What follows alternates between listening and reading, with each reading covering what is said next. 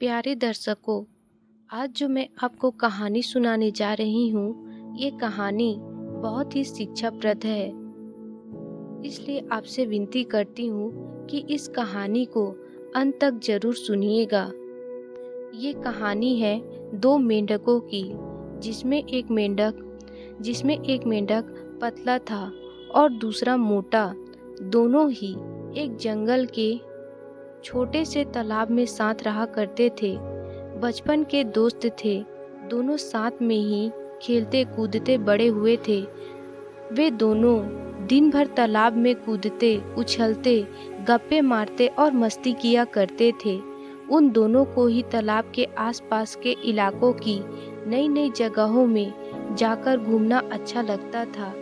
एक दिन ऐसे ही साथ में घूमते हुए दोनों जंगल के बाहर एक खेत में पहुंच गए। वहां उन्होंने देखा कि एक ग्वाला अपनी गाय से दूध निकाल रहा था। उन्होंने कभी भी किसी को ऐसे दूध निकालते हुए नहीं देखा था।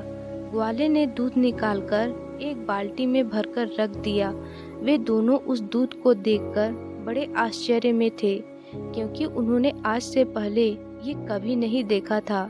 उन्होंने तो जंगल में केवल तालाब का गंदा पानी ही देखा था। कुछ देर सोचने के बाद उन दोनों ने निश्चय किया कि इस सफेद पानी में तैरने का मजा ही कुछ और होगा। ये सोचकर उन दोनों ने एक साथ बाल्टी में छलांग लगा दी। वहां जाकर वो देखते हैं, अरे वो सफेद पानी हमने तो कभी देखा ही नहीं। ये क्या चीज होती है। दोनों को मजे करने तो पसंद थे ही। वे दोनों वहीं मस्ती करने लग जाते हैं। वे तैर रहे होते हैं, कभी वो गोता मार रहे होते हैं, कभी वे निकल रहे होते हैं। खूब उछल कूद करने के बाद, पूरे मजे करने के बाद, वो जो मोटा वाला मेंढक होता है वो कहता है, चल यार, अब घर जाने का समय आ गया है, जंगल वापस चलते हैं। वो पतला मेंढक भी कहता है, हाँ यार, चल वापस चलते हैं। वे दोनों बाल्टी से बाहर छलांग लगाने की कोशिश करते हैं, पर वो बाल्टी बहुत ही बड़ी होती है। वे छलांग लगा नहीं पाते। वो दोनों बाल्टी के किनारे जाकर बाल्टी की दीवारों से छलांग लगाने की कोशिश करते हैं, पर वो देखते हैं कि वहाँ बहुत ज़्यादा फिसलन है। वे जब भी कूदने की कोशिश करते हैं, उनके पैर फिसल जाते हैं। उन्होंने लगातार कई बार प्रयास किया, कभी बाल्टी के बीच से तो कभी बाल्टी के किनारे, उनकी दीवारों के सहारे कूदने का, लेकिन दूध की चिकनाहट और उसकी फिसलन की वजह से वे बाल्टी से बाहर नहीं निकल पा रहे थे। अब जो पतला वाला मेंढक होता है वो मोटे मेंढक से बोलता है, भाई देख, निकलना तो हमें इस बाल्टी से बाहर है, इसलिए हमें कोशिश करती रहनी पड़ेगी।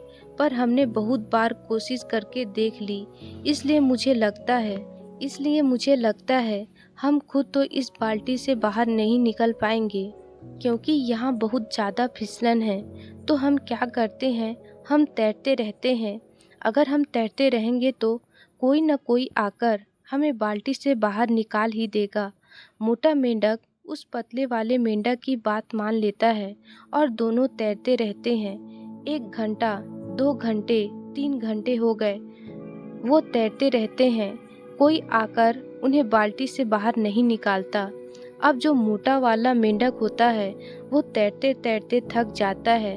वो कहता है, भाई अब मैं और पैर नहीं चला पाऊंगा, कई घंटों से तैरते तैरते मैं थक चुका हूँ। वो पतला मेंढक कहता है, भाई देख, अगर तू पैर चलाना बंद कर देगा तो तू डूब जाएगा और कुछ देर में सांसें रुक जाएगी और तू मर जाएगा। अब हमको मरना नहीं है भाई, तू पैर चलाता रहे। वो मोटा मेंढक थोड़ी देर तक पैर और चलाता है, फिर कहता है, भाई देख, हमने बहुत साथ दिया एक दूसरे का, हम दोनों बचपन के दोस्त हैं, आपस में बहुत मस्ती की, हंसी ठिठोली की, हमेशा साथ रहें। लेकिन मुझे लगता है कि आज ही सब खत्म होने वाला है। आज हो सकता है कि ये मेरी जिंदगी का आखिरी दिन हो। मैं और मेहनत नहीं कर सकता, मैं और पैर नहीं चला सकता और अब शायद मैं डूबकर मर जाऊंगा। और उस पतले मेंढक की आंखों के सामने उसका वो बचपन का दोस्त डूबकर मर जाता है। ये सब देखकर वो पतला मेंढक और ज़्यादा तेजी से पैर चलाने लगता है। उसके अंदर आग लग जाती है कि अब कैसे भी करके मुझे इस बाल्टी से बाहर निकलना ही है। मुझे हार नहीं माननी। अगर मैंने भी हार मान ली तो मैं भी मर जाऊंगा। उसकी आंखों से आंसू निकल रहे हैं और वो और तेज पैर चलाता जा रहा है। लेकिन जैसा कि हम सब जानते हैं कि अगर थोड़ी देर तक दूध को चलाया जाए तो उसमें से मक्खन बाहर आने लग जाता है। और बिल्कुल ऐसा ही हुआ, क्योंकि बहुत घंटों से वो दोनों मेंढक उस दूध में पैर चला रहे होते हैं, इसलिए उस दूध से मक्खन बाहर आने लग जाता है। साथ ही कुछ घंटों से रखे रहने की वजह से दूध कुछ जमने भी लगता है। दही जैसा सेब लेने लगता है।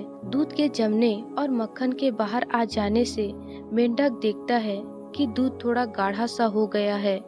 अब वो पहले जैसा चिपचिपा नहीं रहा। वो उस मक्खन के ऊपर बैठकर पूरे जोरों से एक छलांग मारता है और वो बाल्टी के बाहर आ जाता है। बाल्टी से बाहर आने के बाद कुछ देर तक तो उसे समझ ही नहीं आता कि आज उसके साथ क्या हुआ। उसका सबसे अजीज दोस्त, उसका बचपन का यार आज उसकी आंखों के सामने डूबकर मर गया। और उसकी मौत क्यों हुई है?